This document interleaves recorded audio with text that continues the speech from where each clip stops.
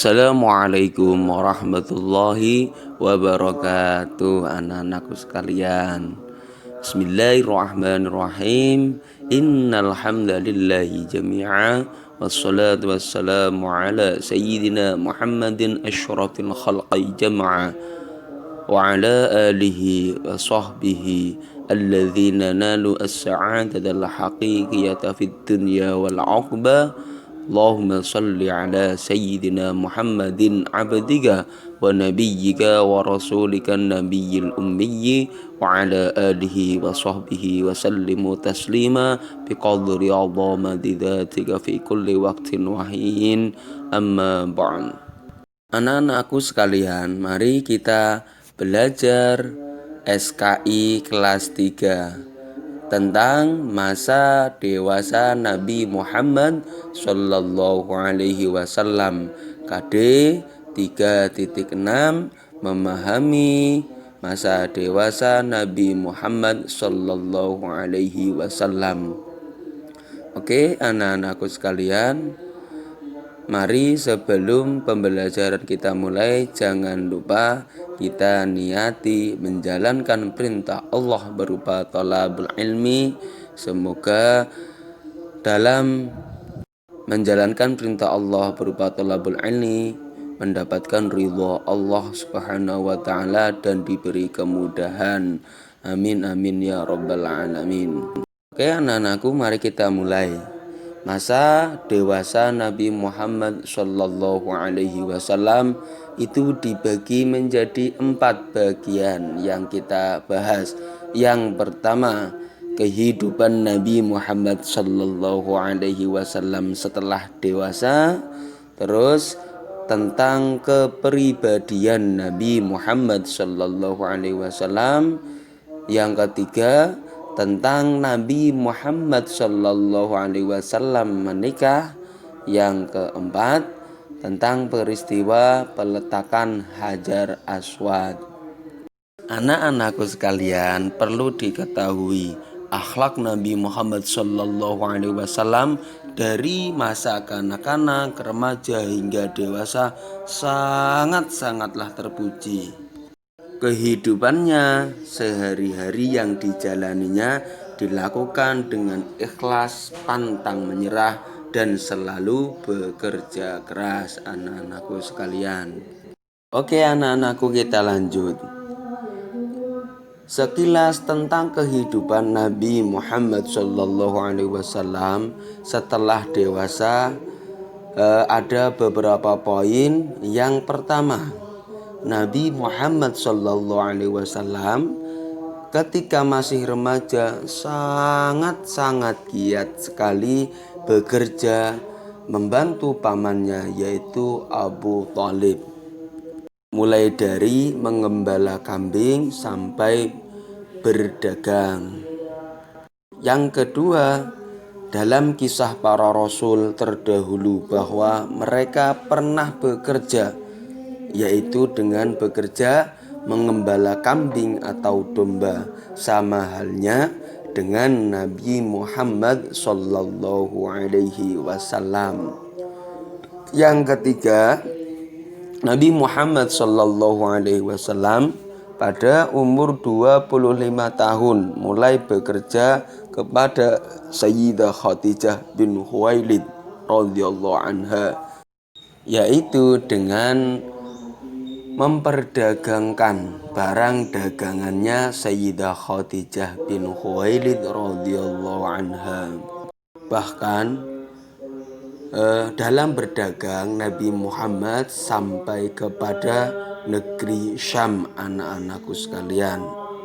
Yang keempat, Nabi Muhammad Sallallahu Alaihi Wasallam sangat terkenal sekali, anak-anakku sekalian, di antara para pemuda Makkah sebagai seorang pemuda yang suka bekerja keras, yang bertanggung jawab, santun, jujur, dan dapat dipercaya dalam segala hal, anak-anakku sekalian.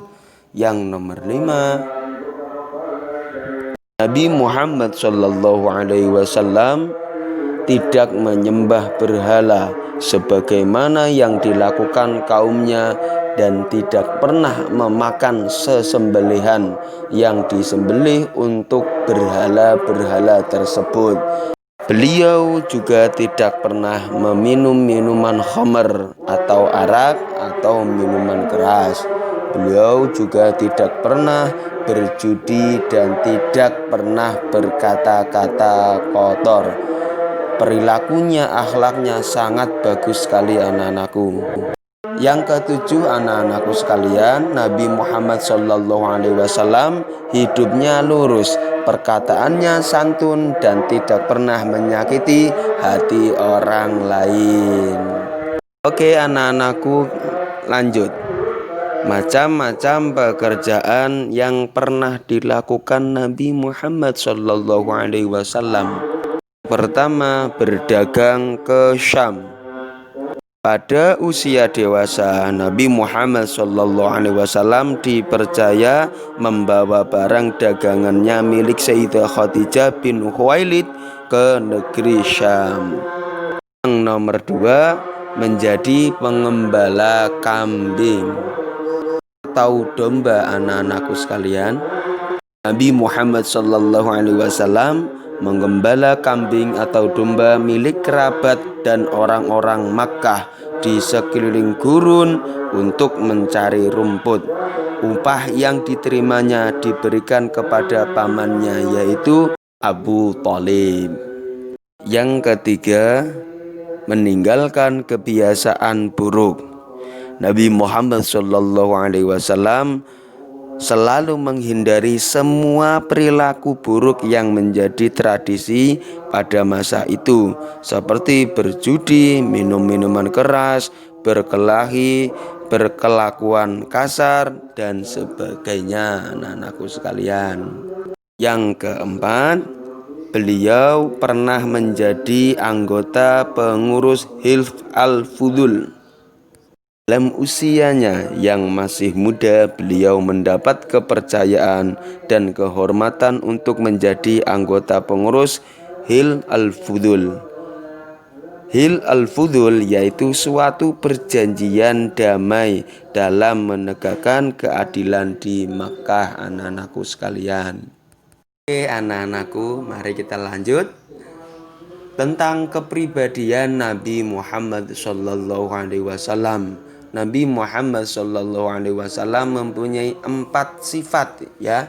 Yang pertama, siddiq, artinya berkata benar. Jadi Nabi Muhammad SAW selalu berkata benar apa adanya, anak-anakku.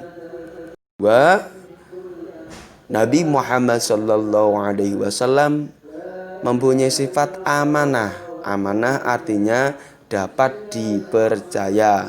Jadi semua perkataan beliau dapat dipercaya dan dipertanggungjawabkan kebenarannya. Jadi tidak mungkin bohong. Yang ketiga, Nabi Muhammad SAW yaitu mempunyai sifat tabligh, artinya menyampaikan. Jadi Nabi Muhammad SAW ketika menerima wahyu dari Allah Subhanahu wa Ta'ala, pasti wahyu tersebut akan disampaikan kepada umatnya melalui para sahabat-sahabat beliau. Yang keempat, Nabi Muhammad SAW mempunyai sifat fatonah, yang artinya cerdas dan bijaksana. Dan perlu diketahui anak-anakku juga, Nabi Muhammad SAW diberi gelar Al-Amin oleh masyarakat atau orang-orang Makkah. Karena apa? Karena perkataan dan perbuatannya Nabi Muhammad SAW senantiasa dapat dipercaya. Dan sepanjang hayatnya Nabi Muhammad SAW tidak pernah berbohong, anak-anakku.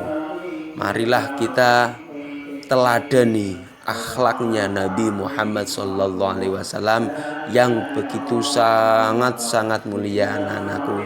Setidaknya kita berusaha bisa mengamalkan atau meniru akhlaknya Nabi Muhammad Shallallahu Alaihi Wasallam dalam kehidupan keseharian, seperti hormatilah orang tua kalian, anakku sekalian, hormatilah guru-guru kalian, hormatilah teman-teman kalian. Kita harus bisa menjalin yaitu yang namanya rasa cinta kasih sayang, saling melindungi, saling menyayangi, saling mencintai agar terjadinya suasana yang rukun damai ya anak-anakku sekalian. Dan selalu berkata apa adanya, yaitu jujur anak-anakku. Itulah sekilas tentang materi sejarah kebudayaan Islam tentang kepribadian Nabi Muhammad SAW. Bapak akhiri, semoga bermanfaat. Ihdinas siratal mustaqim. Akhiru kalam. Assalamualaikum warahmatullahi wabarakatuh.